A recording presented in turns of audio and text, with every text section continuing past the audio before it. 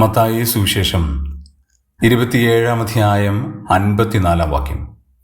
ശതാധിപനും അവനോടുകൂടെ യേശുവിനെ കാത്തുനിന്നവരും ഭൂകമ്പം മുതലായി സംഭവിച്ചത് കണ്ടിട്ട് അവൻ ദൈവപുത്രനായിരുന്നു സത്യം എന്ന് പറഞ്ഞ് ഏറ്റവും ഭയപ്പെട്ടു.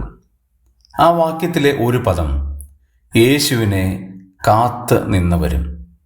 നാം നമ്മുടെ മലയാളത്തിൽ വായിച്ചാൽ യേശുവിന് എന്ത് സംഭവിക്കും എന്ന് താല്പര്യപൂർവ്വം നോക്കി നിൽക്കുന്ന സാധാരണ മനുഷ്യരെയാണ് ആ പദം കൊണ്ട് അർത്ഥമാക്കുന്നത്.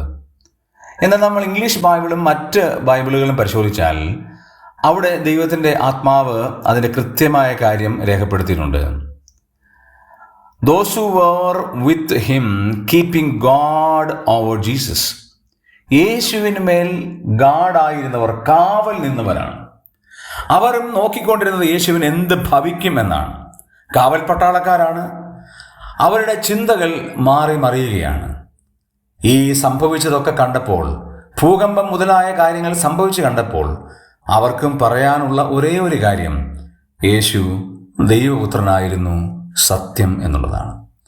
ആ കാവൽ കാത്തുകൊണ്ടിരുന്ന അവരുടെയും ജീവിതത്തിൽ അവരും ഏറ്റുപറഞ്ഞ ഒരു കാര്യം യേശു ദൈവപുത്രനാണ് എന്നുള്ളതാണ്. ഈ ലോകത്തിൽ യേശുവിനെ ദൈവപുത്രൻ എന്ന് അംഗീകരിക്കാതെ ഏറ്റുപറയാതെ ജീവിക്കുന്നവർക്ക് ഒരവസരം കൂടെ ദൈവം നൽകുകയാണ്. നിങ്ങളുടെ ജീവിതത്തിൽ യേശുവിനെ കർത്താവും രക്ഷിതാവുമായി ഹൃദയത്തിൽ സ്വീകരിച്ച് രക്ഷിക്കപ്പെടുവാൻ ദൈവം നമ്മളോട് ആവശ്യപ്പെടുന്നു.